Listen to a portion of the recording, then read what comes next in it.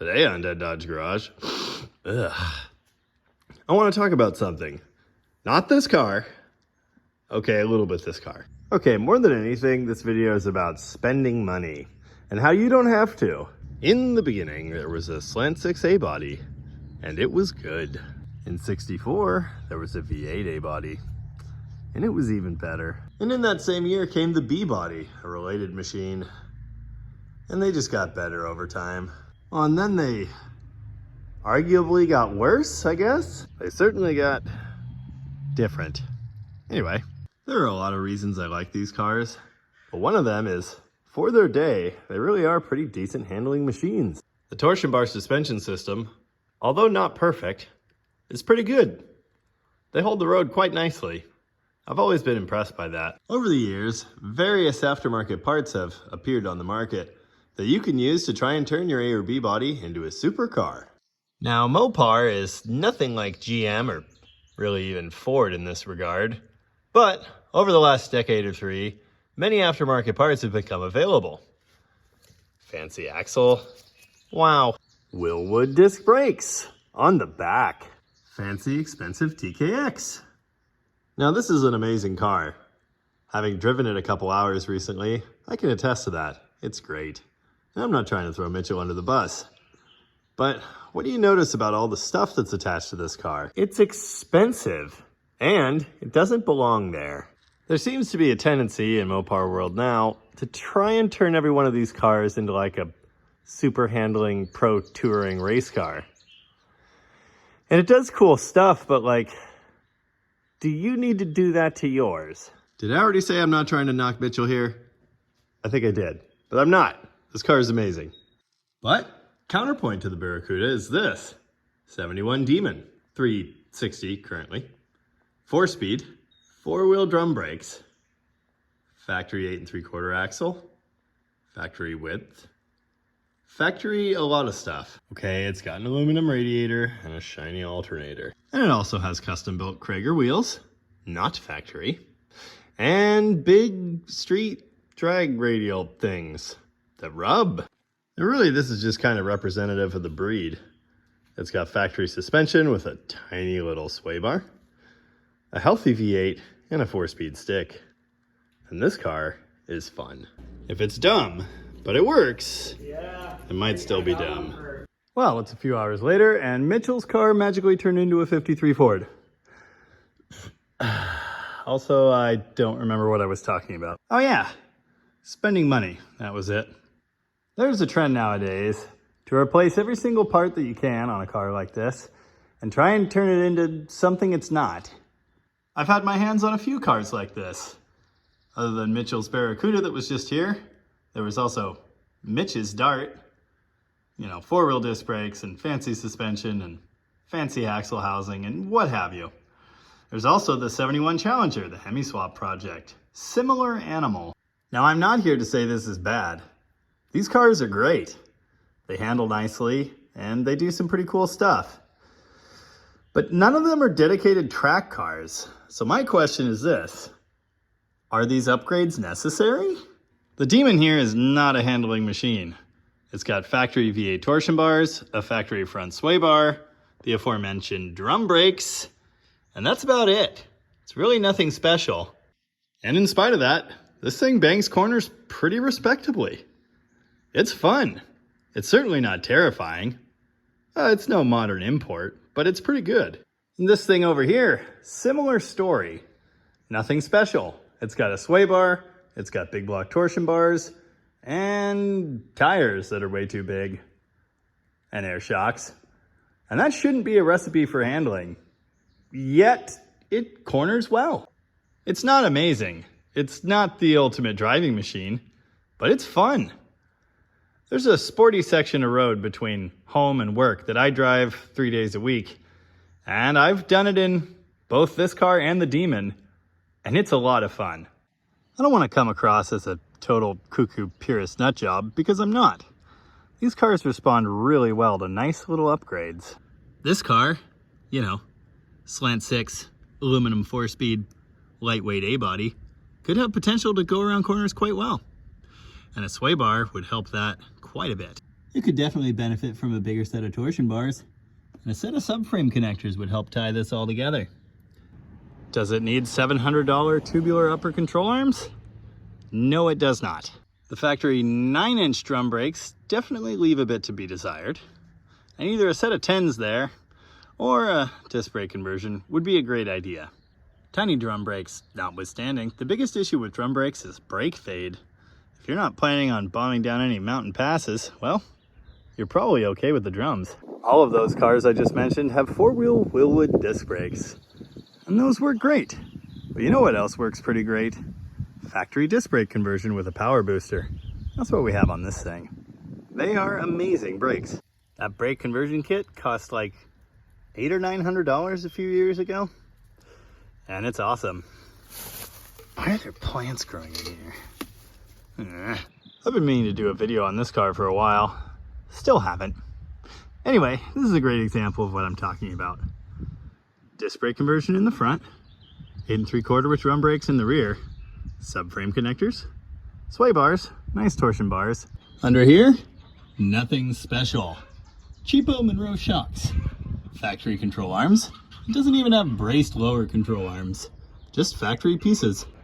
I can tell you from experience, this setup works. In fact, all of these components came off of my brother's Duster, and that thing, cornering machine. Just those simple upgrades are enough to bang corners with confidence so hard, your rear tires roll over on the sidewall. How much more grip do you need?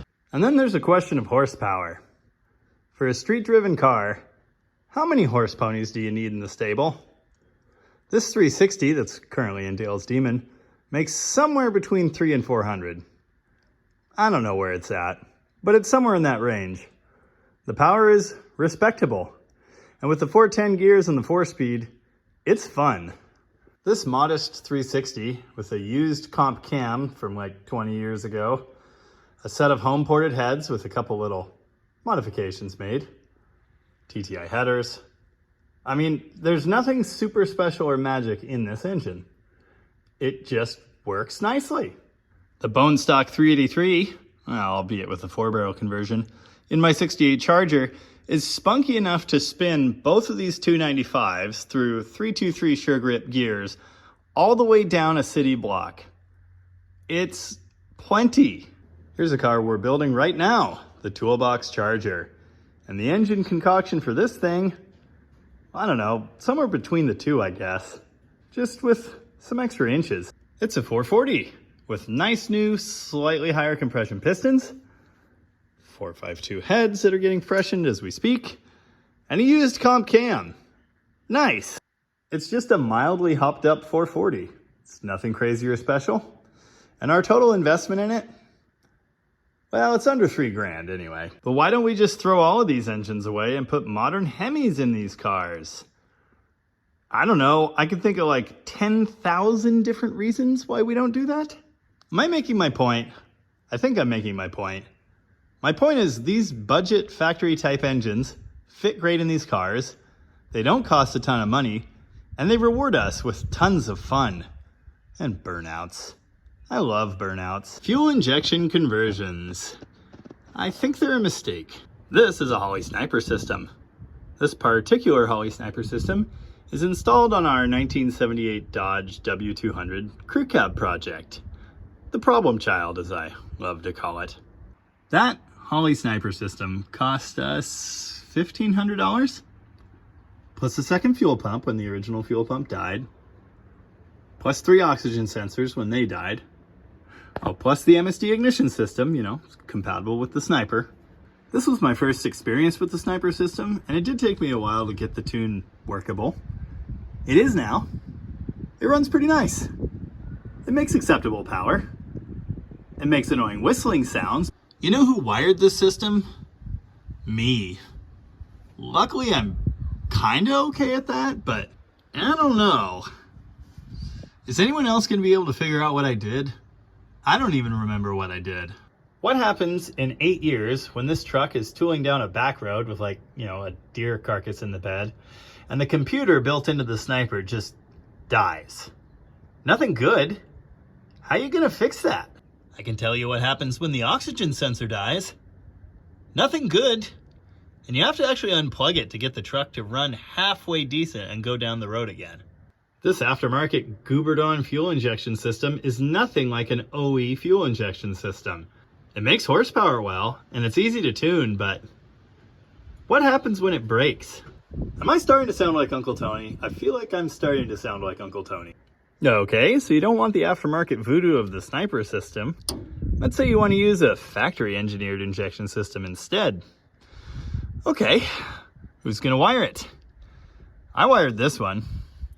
The year was 2017 or something, and I was in a hurry. What happens if one person sets up and wires the system like this and then sells it to another person? How are they gonna have half a clue what's going on?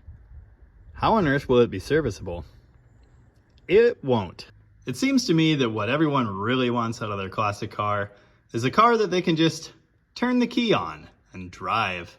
A car that's reliable and easy to live with. That is usually the case for the fuel injection conversion, but I'm here to tell you, if you want something that's reliable, what you really want is an Edelbrock carburetor. This Edelbrock carburetor on my 68 Charger is fantastic. It gets mid-teens fuel economy, it does burnouts on command, it doesn't stutter, it doesn't cut out, it runs excellent. The choke is perfect. It cold starts perfect. I have exactly one problem with it, and that is boiling fuel. And really, that's a modern fuel and big block problem. And there are definitely things I can do to address that, which I will, eventually, when I feel like it. But for now, it's an ignorable problem. All I have to do is hold the throttle pedal down when I hot start the thing, and it's good to go. I think my perspective has changed quite a bit on this, because about a year ago when I got this car, I was strongly considering installing my MSD Atomic EFI kit in here. I'm glad I didn't. I don't think that's a good idea. I mean, I've been told this isn't a good idea, but anyway. When you come over to something like this setup, with no heat crossover in the heads and no choke in the carburetor, the cold start situation is a little different, but it's manageable.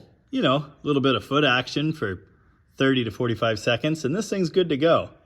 At no point have I ever been sitting in this car warming it up and thinking, man, it would just be so much better if I put EFI in here. Now, I'm not here to say that my way of looking at this is the only way, or the best way, or even a particularly good way. But this is how I like these cars. Simple, enjoyable. Even things like MSD ignition, totally extra in my world.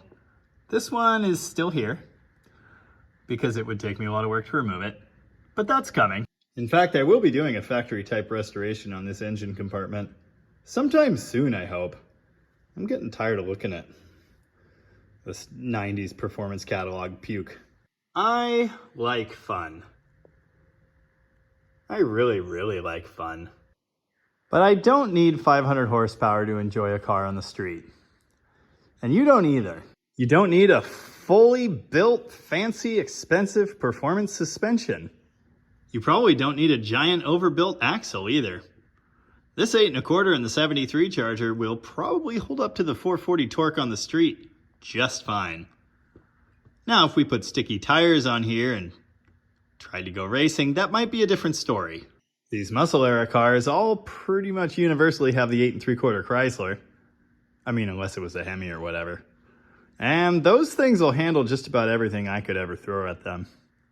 You know, this same basic concept doesn't only extend to muscle cars. I feel the same way about these classic trucks. I mean, sure, you could upgrade the springs and the axles and the brakes, or just change the entire frame, engine, etc. But is it still Grandpa's axe when you're done?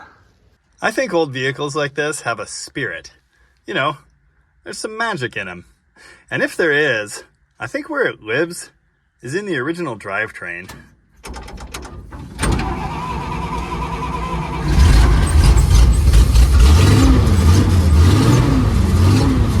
Yeah, let's see your Holley Sniper do that when it's 70 years old. I'm not saying everything here is great, because it's not. see your 90s Chevy do this in like, I can't do that math. Oh, come on. I'd like to see your 90s Chevy run with this much water in the fuel tank too. But that's another story altogether. I understand the desire to have a car that looks like this, but handles and, you know, drives like a more modern car. I get that. I've had similar desires myself. But if that's really what you want, I don't know, buy a modern muscle car. They do all that stuff already. And in a nice factory engineered way. Or maybe a Nissan Altima. I don't know. God, look at this thing. I just love it. It's amazing.